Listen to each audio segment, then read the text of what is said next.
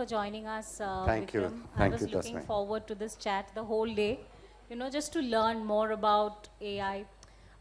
We've been talking about AI almost the entire day through all the sessions.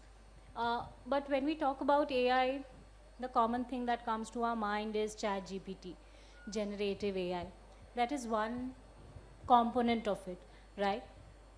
Before we delve into deeper questions of credibility, authenticity, I would want to ask you, what are the avenues where we use AI in a newsroom? Editor G has been working with AI for a long time now. So help us understand what are the uses of AI and in what roles is it being used exactly?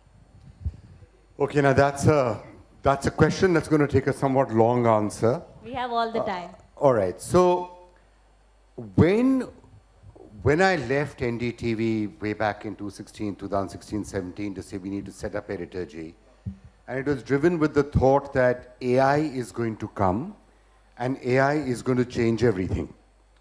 And we got to start getting prepared for it. The AI wave will disrupt industry after industry. And one of the views that was expressed by many experts was that domain experts have to figure out how AI is going to disrupt your own business and your own industry. Now, it's important to note that sometimes when new waves are coming, you don't know the exact nature of them. You know something is coming, but you don't know the exact nature of what it will be. So there is a certain amount of forecasting that you've got to do, a certain amount of prediction that you've got to do. This, by the way, is not the first time that we've ever done this in our life. If you remember, let's go all the way back to 2000. If you remember 2000 at a time when I was setting up ndtv.com, it was a somewhat similar moment in time where we could see that the internet revolution was coming and we could see that the mobile revolution was coming. Now, how is the mobile phone and the internet going to affect news? That was a question we were asking in 2000. And there was no clear answer to it. And we said, okay, wait a minute. Everyone is going to start getting their news on the mobile phone. Now, all of you guys out here who are sitting here, mainly young people, will hear that comment and say, of course you're going to get your news on the mobile phone. Where else are you going to get the news? It's obvious. The primary source. If I want to ask you, all of you guys at the back there, how many of you get your information primarily from a mobile phone? Most of the time. News from a mobile phone? Right. 2000, that didn't exist. So you had to build solutions. That's what we were doing with ndtv.com. We were building solutions that, okay, why don't we have a way that somebody can type some letters and send an SMS and we'll send the news headlines back. What would happen if you put video on that? What would happen if we started to have a screen, a website where news headlines could come up? It sounded crazy in 2001, 2005. Today, their generation, they don't remember any other way, right? I can tell you that for the first 3 or 4 years when we were doing it, everyone thought we were crazy. Because it was 16 rupees for an SMS in 2000. Why are you doing news on a mobile phone? Now that diversion aside, let's come to AI. The question around AI is somewhat similar. It's clear that AI is going to transform the way news and information is generated, is distributed, and is curated. And this is important. Each of them is very different. So a lot of what we've been trying to do, and we're happy to say we've got a couple of American patents on it by now, is how will you curate information? With GPT-4, the way it is coming up right now, I think a lot of the early bets that we made are turning out to be correct. I could be wrong, because as I said, this is still a wave that is coming. We don't know the contours of it entirely. For all you know, AI will very quickly become super intelligent and we'll all be dead in 1 year, in which case this entire discussion is entirely, superfluous. It's a non-trivial possibility, which I'm happy to talk about. But fundamentally, the way it is looking to me is that the creation of content is something that you'll be able to do with AI very, very, very effectively. Anybody can do it, especially short form, basic information. The same short form information that today you can get on your Twitter scroll or you're scrolling through headlines, you'll be able to get that created by AI very simply. The problem is going to be in curation. How do you know this is true? How do you know how it is being displayed? How do you know how to trust it? That is where the real game will be played, and that's where humans are going to be involved.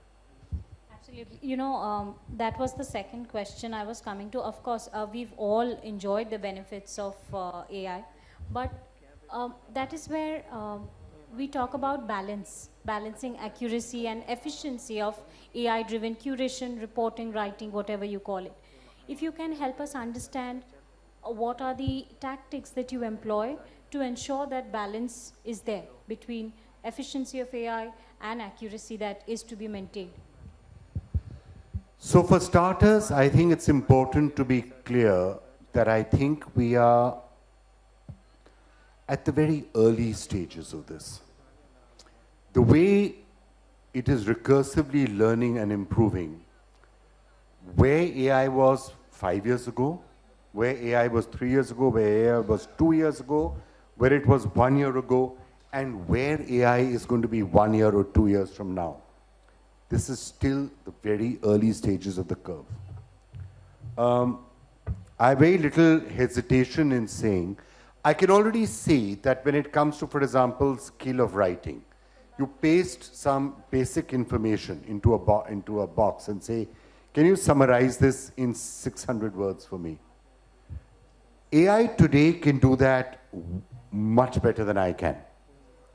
And I have, I don't know, 25, 30 years experience in journalism, but AI can do it better than me today, right? AI has in the last 6 months certainly become, I don't know, how many of you have heard of something called flux in the last few days? Anybody heard of flux? No? Okay. When you're next surfing, check out flux. Check out some of the human beings, people talking, laughing, interacting with each other, being created using flux by using prompts. They look more realistic than any human being I've seen, better looking than any human being that I've seen, perfectly natural. You can't tell that it's AI. So AI will be able to anchor shows soon very much better than we can, right? So that again will be done. What you said is a very important part though about the accuracy and about the curation. That is something I would not trust to AI right now or ever, because you don't know what the reasons are. Not to say that humans also don't curate information entirely based on their own biases. We know that they do. Put on any television news channel. I will be able to tell you that this television news channel is going to say XYZ or have this opinion of the news. It will show ABC news items. It will not show FGHI items. Why? Because of the bias of the people running the news channel, those human biases. Those exist also. So you got to guess, but at least you can make an educated guess at all right, fine, I think this person is pro-government, so will show this person is anti-government, will show this. AI, you will not be able to tell that. But somewhere along the way, I think where humans are going to start to play a role is in curation.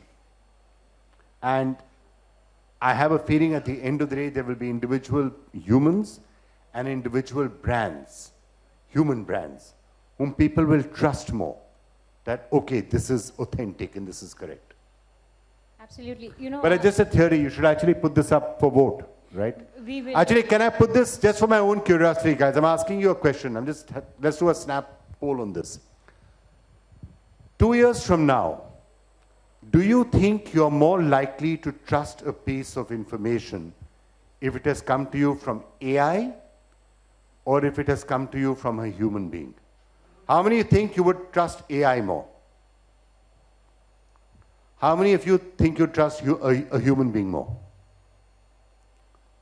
Okay, that's actually interesting. How many of you believe, though, that AI will be able to create a piece of information more efficiently and faster than a human being will? So, thank you very much. In a sense, that underlines the hypothesis that we're trying to build Editor-G and other such companies around, which is AI will create the piece of information more efficiently than a human will, and better than a human will. Sure. But people will trust the human beings to bring it to them in a greater manner. So the human task will become one of curation. Absolutely. So I think this audience has just helped me reconfirm what is a working hypothesis for us. Great. You know, that was one of the next questions that I was about to ask, that while AI continues to play a larger role in newsrooms, how to maintain that human factor in journalism, especially when we are doing sensitive stories, when all we need is not just information, facts, we also need some human angle attached to it, some analysis. Where exactly is that introduced in the scheme of things when we are using AI heavily in the newsroom? To my mind, I think just as curation is something that will eventually be left to humans to do in a more effective manner, at least from the point of view of trust to some extent. When it comes to content creation and the task of journalism, at least based on everything that I'm seeing till now, and I'm going to have this health warning. This is based on August 2024. This may not be valid in December 2024. May not be valid 1 year from now. That's how fast things are changing, right? But as of today, I think AI can do a better job in writing and creating shorter pieces of content, which is just information. So, for example, who won the hockey match? What's the score? Is the stock market up or the stock market down? You know, that sort of stuff. AI can do that as fast, more effectively, more efficiently than a human. It will not make a spelling mistake. There won't be a grammatical mistake. The story will be written, nice headlines, everything. It can do it absolutely fine, no problem. If you're saying, let me think of a story. If you're saying, what do you really believe should happen in the Vinesh Bhogat case? Does she have a relevant case or does she not have a relevant case? You can get AI assistance in that, which will help you find laws and thesis and all of that. But I would still trust a human to write that article more, by and large. Assisted by AI, but interpreted by a human being, right?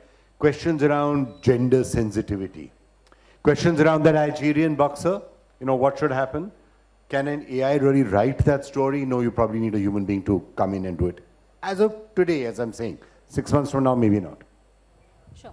And another interesting thing throughout the day, we have been talking about misinformation, how to combat it, how does it happen, where does it start.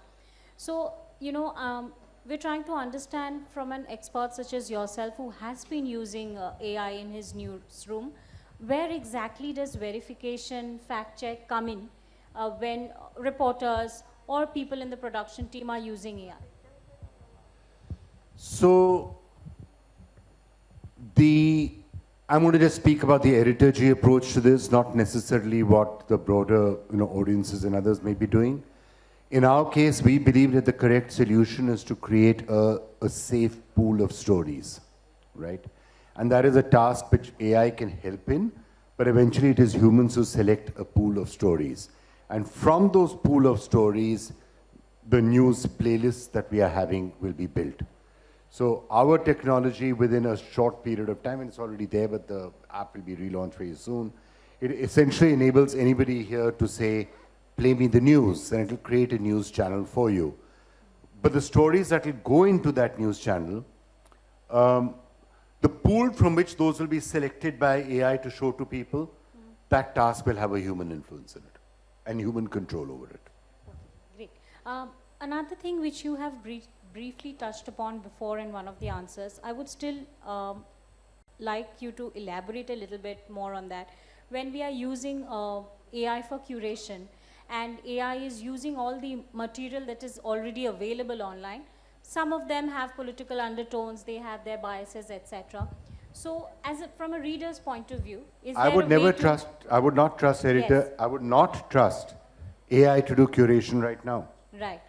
AI in its present form is not good enough to do curation. Do we have a timeline when we can look forward, or is there any conversation Hopefully on... never, because there has to be something that humans can do better, right?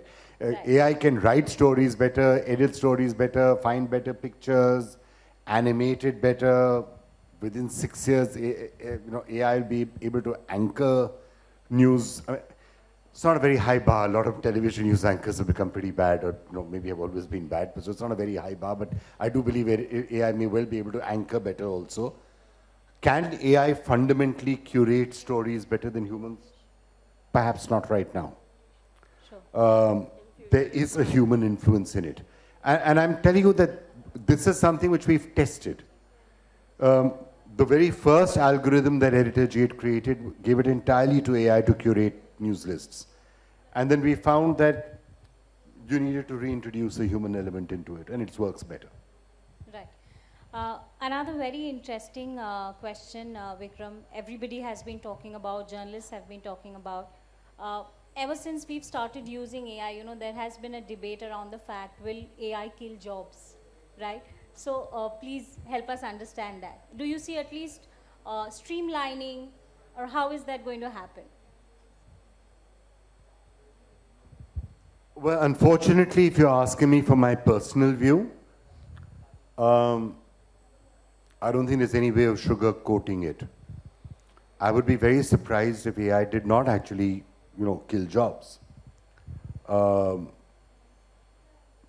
Because there are a large number of functions, there are a large number of aspects that AI can do as well as humans, if not better than humans. Now, yes, I keep hearing what the AI industry and people in the sector say, and they're right to some extent. Oh, AI is not going to take away your job. It will be a human empowered with AI who will take away your job. Yes, that will also happen. But net, I think it is very possible that it could lead to a tougher way to be in a certain set of jobs, specifically white collar service areas, jobs in these places. Yes, I do see it taking it away. Maybe not in manufacturing, maybe not in certain other elements of the service industry. If you're a musician, if you're a creator, in other words, if you can use AI, it'll happen. There'll be certain things that humans will continue to do better than AIs. But yeah, there will be job loss in my view. Absolutely. Moving on from that, another topic that we have been discussing since morning is the policies or the regulations, government control, etc. So I'm just trying to understand here that in a newsroom setup where there is human as well as significant usage of AI, what are the policies that apply? Are these the policies that applies to broadcasters, to digital publishers, independent creators? But we actually don't know what policies they are going to be applying because the broadcast bill was taken back yesterday. Yes. So we have no idea what is finally going to emerge. But this is going to be a really tough thing to regulate. Yes.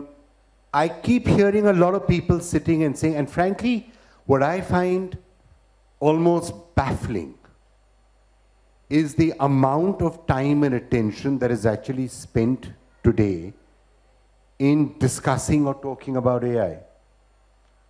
And I'm baffled by not how much of it there is. I'm baffled by how little there is. Open your newspapers any day. What is it, 1 paragraph? Like 2 paragraphs? I mean, again, I'll throw it open to this audience. Tell me something, guys, out of curiosity again. In the last 1 month, among yourselves, talking to your friends, talking in class, interacting with people, what percentage of time would have been spent discussing artificial intelligence? Less than 10% or more than 10%? How many would say less than 10%? How many would say more than 10%? Okay. So everyone else is so tuned out that they don't even want to discuss how much time they're spending discussing AI. I rest my case. One person has spent more than 10% of their time thinking, worrying, or having an input into what is happening around AI. And this is something which is which is almost certainly going to be materially affecting your life more than anything else that you've known. Right. So I rest my case. Perfect. Who's going to regulate it when people are not even sure about what's happening? Absolutely. So yes, talking about that, awareness is something that we can pick up from there. And this is personally my observation. A lot of reporters, including myself, we use AI to help us, you know, maybe shorten down things that we have written, to make it crisper. And while on certain platforms, news platforms, I see there is complete transparency. It's written. There is a credit line which says that this is AI generated. Certain platforms do not. What I'm trying to understand here is there a right approach here? Is there an approach that is to be maintained? Is there a basic principle that everyone follows, or it is to each his own? It's frankly, when we are living in an industry right now where people are copying things all over the place, they're plagiarizing stuff, they are publishing fake news, I don't think anyone's really giving a tagline to what is AI and what is not. Should come at some point, I guess, some sort of disclosure, but at least right now I'm not seeing it. Sure. One of the closing questions I have, you know, we have moved on quite a lot from using technology to AI now. In the next couple of years, in fact, Editor G was one of the disruptors, bringing in the concept that they did. Not yet, for the simple reason that Editor G was created for a world that did not exist when it was created. Absolutely. Right. When we created Editor G in 2018, we were preparing for a world where AI will be fairly ubiquitous. That world hasn't existed for the last 6 years, which was absolutely fine, because as with the IndieTV.com example that I was giving you, you have to get ready for the right world. But that world is coming now. So now we'll see. And what is the next world we are preparing for? 2 years down the line, what are the other disruptions that you see happening in the newsroom? When it comes to usage of tech, of course. I mean, I think this is the single biggest one. I think form factors are going to change completely. I think the technologies that people are going to use to be accessing the information and news will be radically different 2 years from now. All the stuff that we are sitting and discussing right now will be, at least according to me, fundamentally overtaken a lot by technology. Now, I don't know how long it's going to take. I mean, I'm saying 1 year. It could be 3, it could be 5. You don't know, right, entirely. Back in the day in 2000, 2001, I thought it was fairly obvious that digital was going to completely overtake the entire industry and change everything within 6, 7 years. I mean, it did, but it's taken much longer, right? And it's not that print has gone away. I thought TV would be dead by now, but it's still around, right? In some form or the other. So sometimes these changes take time. This particular wave, though, I'm not so sure. I'm not sure how fast it's going to move.